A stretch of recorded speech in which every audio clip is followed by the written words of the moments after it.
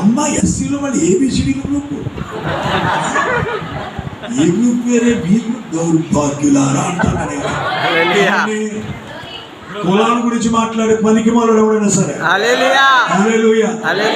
మానవతావాదులైన వారే దాన్ని ఖండిస్తుంటే వర్తమానం ఎదిగిన మనం ఎంత ఖండించాలి. నేను మన్నేది చెప్పాను మా సంఘంలో, నువ్వు కానీ కులం కోసం మాట్లాడవంటే యూ నీడ్ న్యూ బర్త్.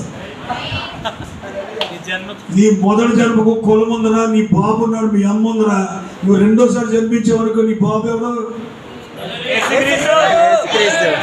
అయితే మరి అందరం ఏమవుతాం? శరీరం అవదా ఇది? కాబట్టి సోదరులను అందుకనే రాజీ పడతేనికి, రాజీ పడని వాళ్ళకే ఈ వర్తమానం ఇచ్చాడు. రాజీ పడేవాడు దీనికి ఇష్టం లేనివాడు, దీనికి చెందనివాడు. రాజీ పడితే కుదరదు. ఇక్కడ నీలోకి రావాలంటే స్ట్రిక్ట్ గా నువ్వు నిలబడాల్సింది. నీకు ఇచ్చిన బయలుపడితో నువ్వు నిలబడాలి. ఒక గొప్ప సంపూర్ణత మనకు దొరికింది ఈ రోజు.